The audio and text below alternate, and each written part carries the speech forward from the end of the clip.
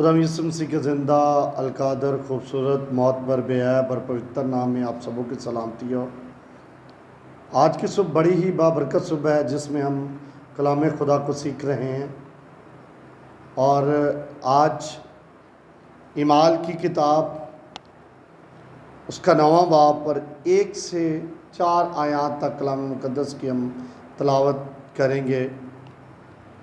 اور سول جو ابھی تک خداوند کے شاگردوں کے دھمکانے اور قتل کرنے کی دھن میں تھا، سردار کاہن کے پاس گیا اور اس سے دمشق کے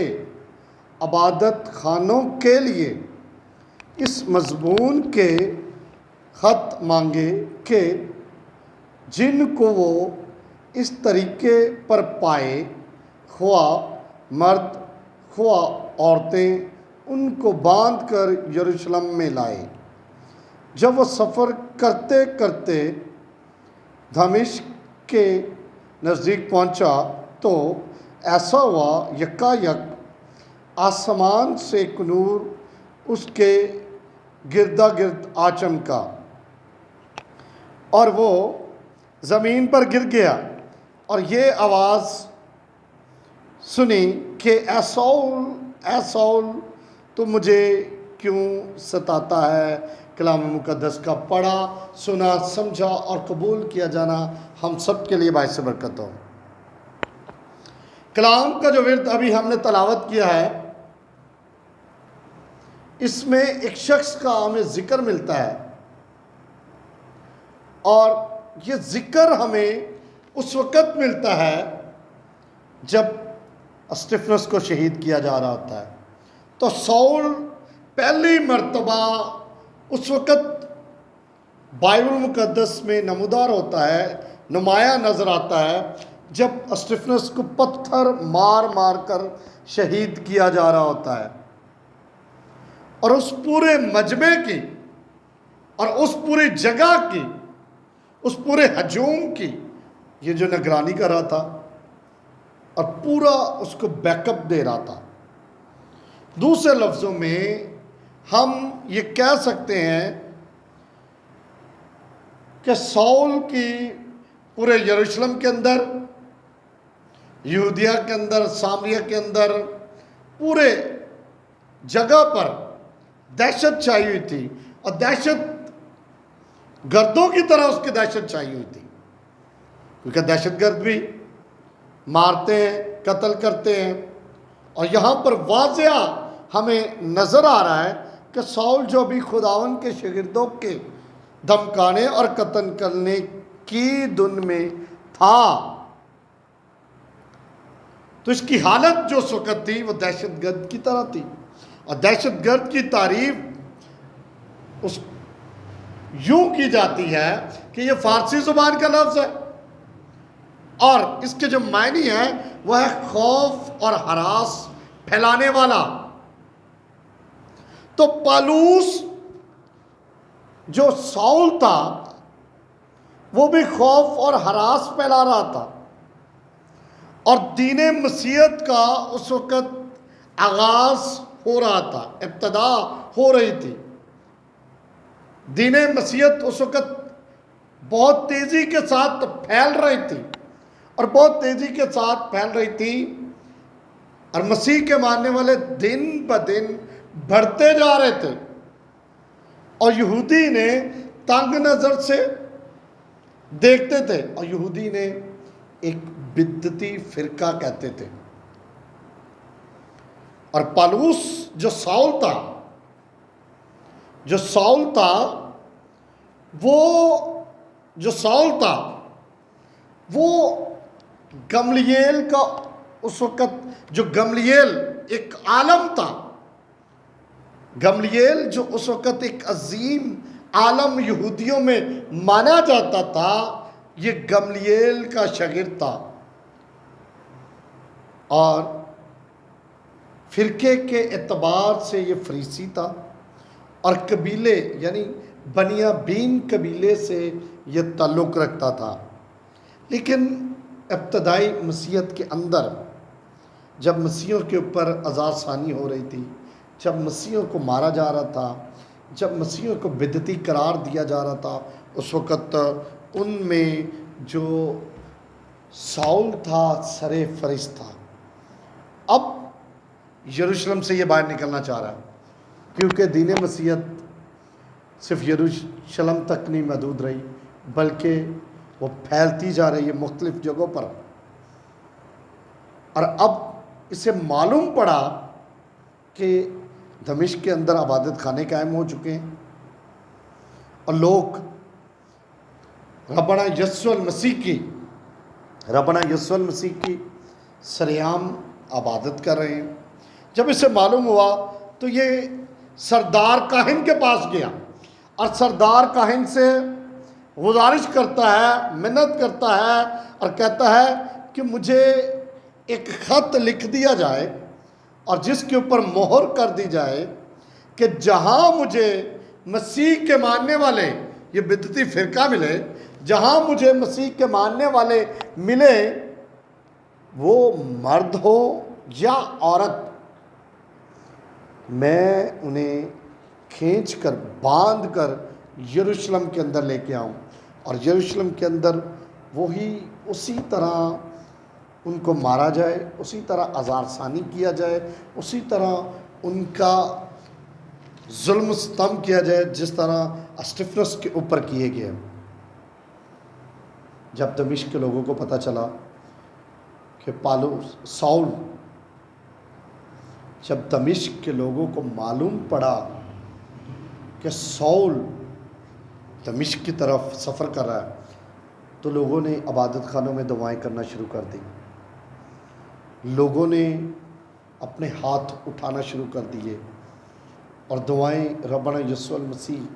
سے التجائیں، منتیں اور فریاد کرنا شروع کر دی کہ ظالم جو جابر ہے، جو ظلم کرتا ہے، جو ہمارے لوگوں کو مارتا ہے، ان سے ہمیں بچا۔ وہاں پر خدائے قدوس نے ایک نیا کام کیا، اور خدائے قدوس نے جب اس سے سفر کا آغاز کیا تو جیسے ہی دمشق کی راہ کے اندر آتا ہے تو راستے میں آسمان سے ایک نور چمکتا ہے، اور نور ربنا یسوع المسیح نے فرمایا دنیا کا نور میں ہوں۔ اور جب نور چمکا یہ نور کی روشنی اتنی زیادہ تھی کہ یہ اس روشنی کو برداشت نہیں کر پایا، اور اس کی آنکھوں کی روشنی، اپنی آنکھوں کی روشنی چلی گئی۔ جو آنکھوں کی روشنی تھی وہ چلی گئی، جو دہشت پھیلا رہی تھی، جو ظلم کر رہی تھی آنکھوں کی روشنی، ان آنکھوں کی روشنی چلی گئی اور یہ اندھا ہو گیا۔ اور خدائے قدوس نے جب یہ اندھا ہو گیا، جب روشنی، آنکھوں کی روشنی ختم ہو گئی، تو خدائے قدوس اس سے کلام کرتے ہیں، ربنا یسوع المسیح اس سے کلام کرتے ہیں، اور روح القدس کے وسیلہ سے اس سے کلام کرتے ہیں، کہتے ہیں کہ اٹھ شہر میں جا، اور جو تجھے کرنا ہے وہ میں تجھ سے کہوں گا۔ اور وہ شہر کی طرف رخ کرتا ہے، اور جب شہر کی طرف رخ کرتا ہے اور شہر کی طرف جاتا ہے تو اس کے ساتھ آگے اس سے پہلے خدائے قدوس رویا کے ذریعے حنانیل سے کلام کرتا ہے، اس سے رویا کے ذریعے کلام کرتا ہے اور کہتا ہے ساؤل آ رہا ہے، اس کے لیے دعا کر۔ اور جب اس نے اس کے اوپر ہاتھ رکھ کر دعا کیے تو اس کی آنکھوں کی روشنی، آنکھوں کے اوپر جو جھلی آ گئی تھی وہ اتر گئی، اور خدائے قدوس نے اس کے لیے معجزہ کیا، اس کی زندگی میں معجزہ کیا۔ اب جن آنکھوں سے یہ مسیح لوگوں کو پہچان کے اپنی آنکھوں سے دہشت پھیلائی ہوئی تھی، وہ آنکھیں نور میں بدل گئی، کیونکہ اس کا ٹاکرا نور کے ساتھ ہو گیا۔ اب یہ ظلم کرنے والا ہے، ظلم کی انتہا کرنے والا ہے، لیکن خدائے قدوس معاف کرنے والا ہے، اور خدائے قدوس نے اسے معاف کر دیا، اور اس نے اقرار کیا، اس نے توبہ کی، اب یہ مسیح کا پیروکار بن گیا، اب اب یہ مسیح کا پیروکار بن گیا۔ جب مسیح کا پیروکار بن گیا تو ہمیں حاصل کلام کا ملتا ہے۔ دنیا میں جتنے بھی بدکار ہیں، جتنے بھی زناکار ہیں، جتنے بھی جسم پرستی کے اندر ڈوبے ہوئے ہیں، جتنے جوے کے اڈوں کے اندر ڈوبے ہوئے ہیں، جتنے بدکاری کے اندر ڈوب چکے ہیں، اگر خدا اس شخص کو، سول کو معاف کر سکتا ہے تو خدا آپ کو بھی معاف کر سکتا ہے۔ وہ کل اور آج بلکہ ابد تک یکساں خدا ہے۔ وہ دور و نزدیک کا خدا ہے۔ وہ تمام قوموں اور امتوں کا خدا ہے۔ اور دنیا میں جتنے بھی دہشت پھیلا رہے ہیں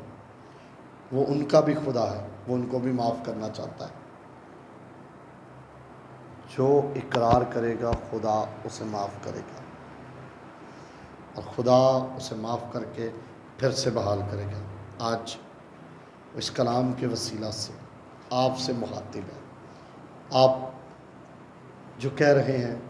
کہ مجھے کون قبول کرے گا، پالوس کہتا ہے پہلے میں ستانے والا تھا، اب خود ستایا جا رہا ہوں، اب خود ستایا جا رہا ہوں۔ اور اس نے، اس کے پاؤں جو ہیں وہ کاٹ کے اندر ٹھونکے گئے، اسے ظلم برداشت کیا، اور 5 مرتبہ 1 کوڑے اسے لگائے گئے،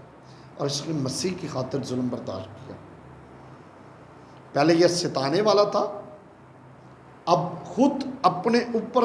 ظلم برداشت کر رہا ہے، خود ہزار ثانی برداشت کرا، اور یہ کہتا ہے اب میں نہیں رہا بلکہ مسیح مجھ میں ہے، میں نے مسیح کو پہن لیا ہے۔ کہاں دہشت گردی کر رہا تھا، کہاں لوگوں کو مار رہا تھا،